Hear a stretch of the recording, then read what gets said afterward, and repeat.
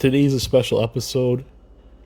I usually leave announcements of deaths at the end of our uploads here at round number one. Today's upload and is one of two.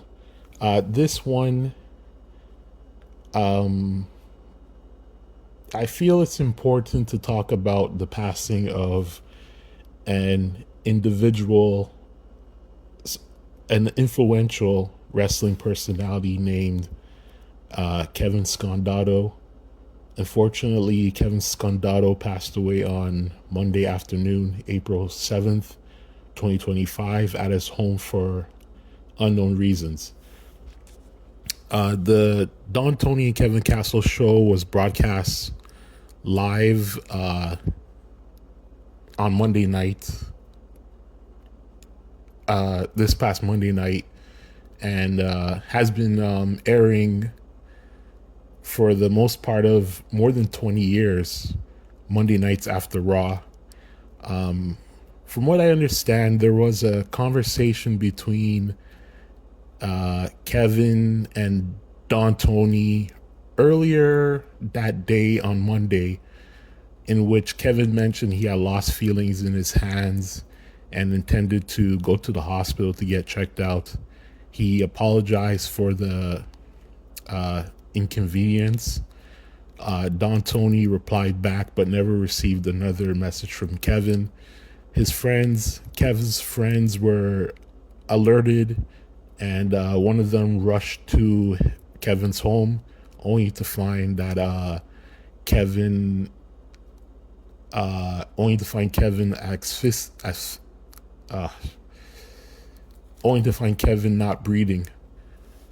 So Kevin didn't make it to the hospital, as paramedics pronounced him dead at the scene.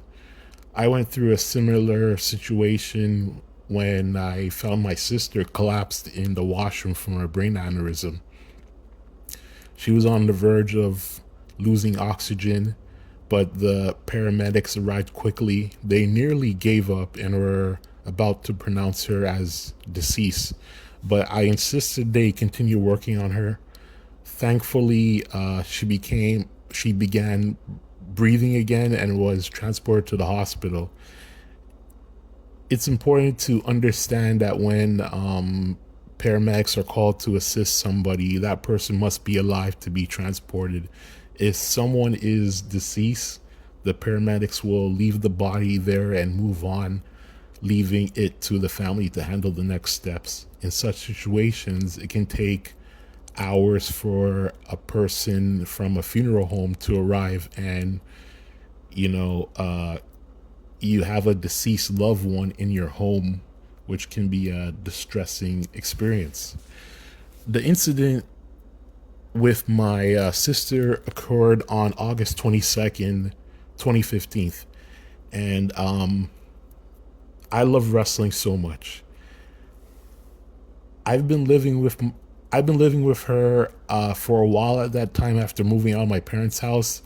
That day was NXT TakeOver Brooklyn, and my brother stopped by to hang out, and our plans were to watch a movie in the evening.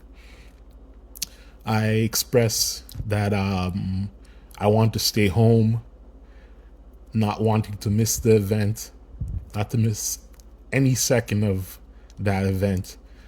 My sister returned home just as it was starting, and I had bought her some food, and she initially planned to take the food and eat in her bedroom, but changed her mind and decided to shower first.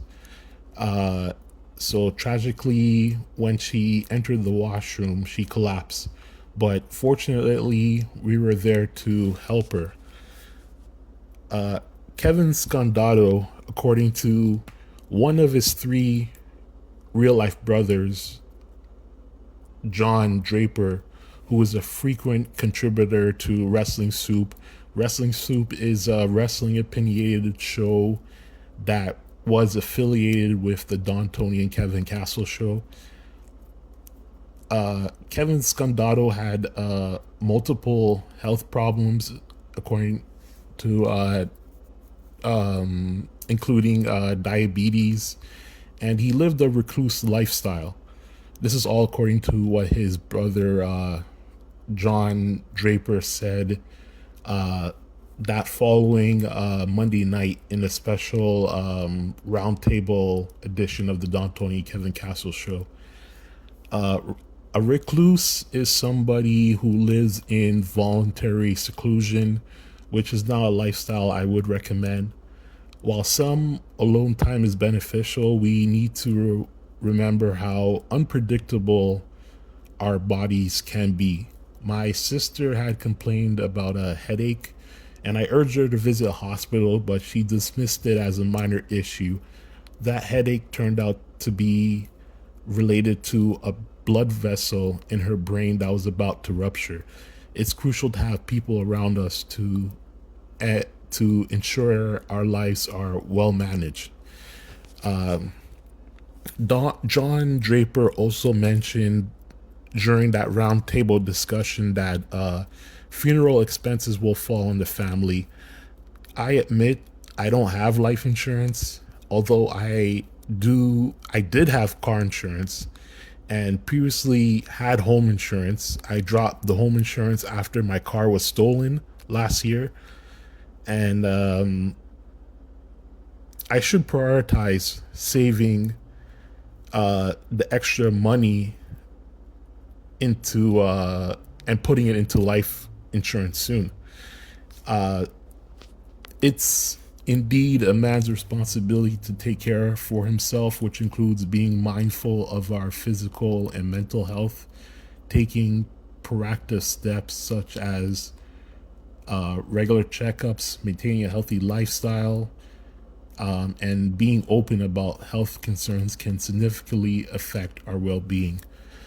John Draper also suspected that Kevin wasn't taking his medications despite a recent health scare and being prescribed medication by his doctors. Unfortunately, if Kevin had taken responsibility for his health, he might still be living a fulfilling life today. As for my sister, she underwent surgery the following day to have a stent placed in her brain, and she has made a remarkable recovery without serious brain damage. Her memory is sharp. Just last week, actually 2 weeks ago, she became a mother, and I'm now an uncle. I'm now an uncle.